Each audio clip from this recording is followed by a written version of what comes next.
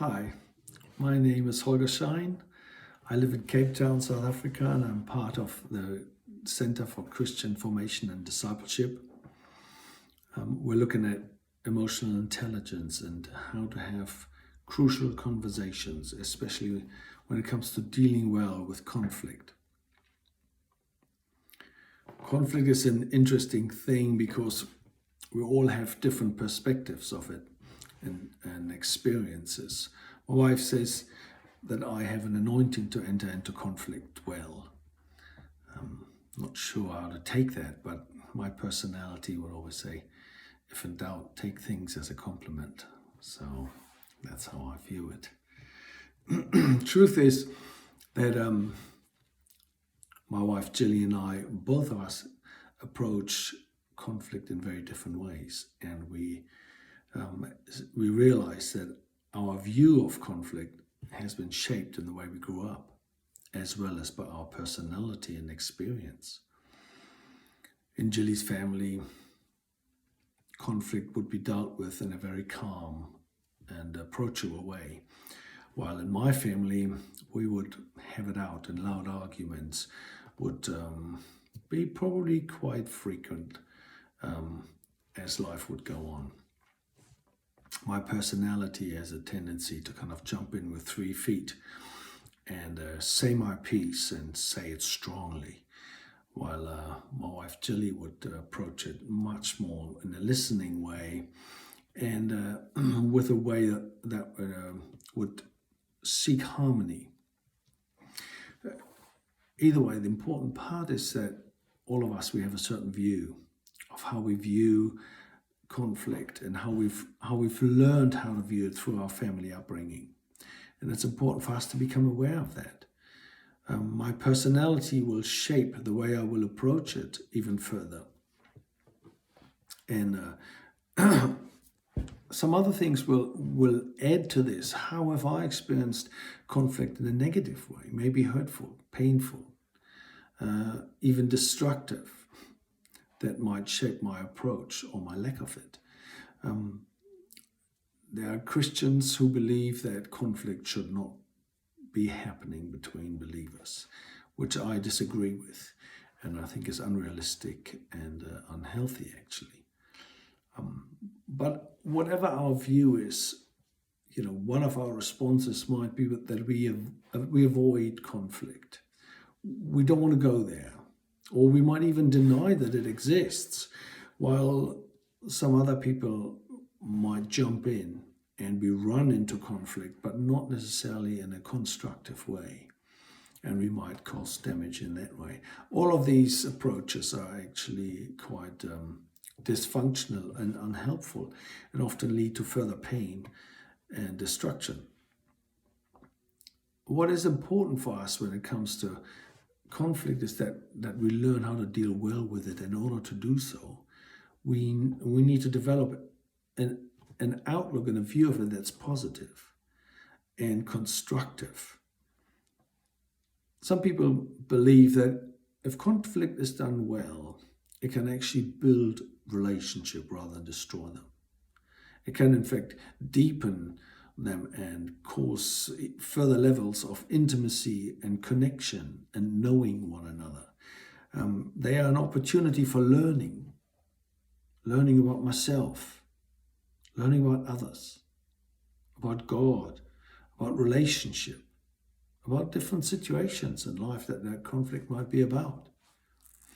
Those are important opportunities that if we learn how to appreciate them, our own approach of conflict might change. We might get less aggressive or less avoiding of them. Dealing with conflict is as much about listening as it is about sharing my truth. We forget that at times. I'm a kind of guy who likes to talk a lot and say my piece and say it strongly. But listening will need to happen in different areas. First of all, I have to learn to actually listen to myself. What is happening within me? What emotions am I experiencing as I'm approaching this situation or this person? how are my emotions affected by this conflict? Do I feel offense? Maybe that's not for myself, but as well on behalf of someone else.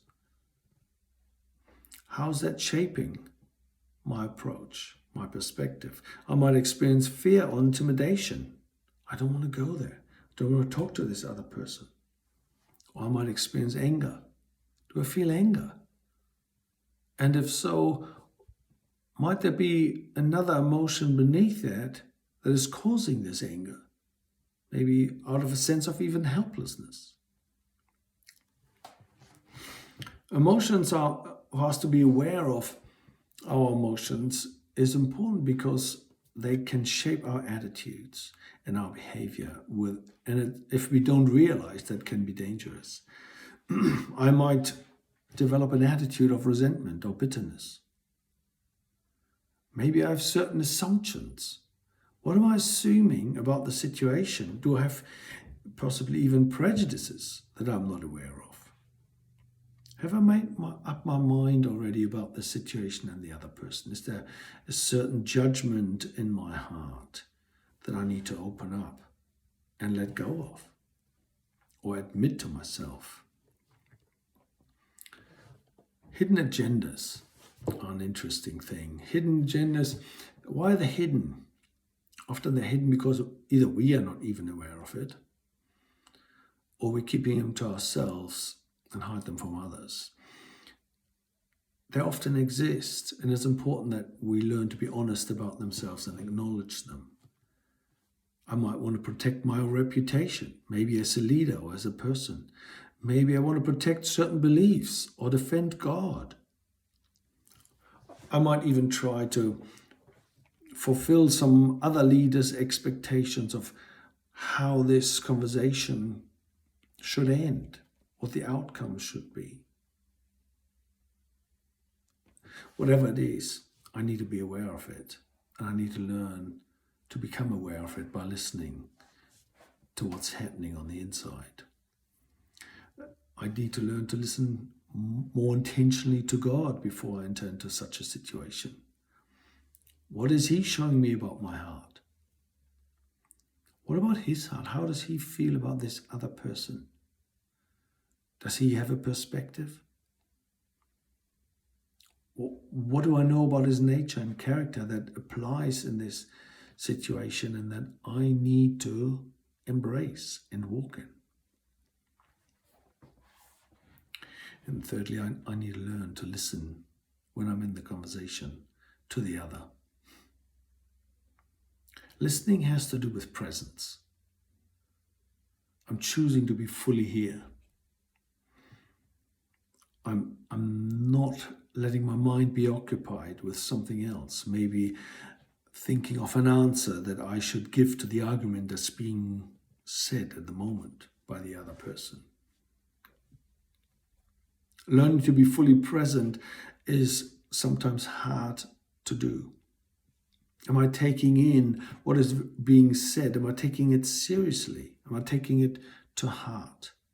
Am I allowing it to sink in?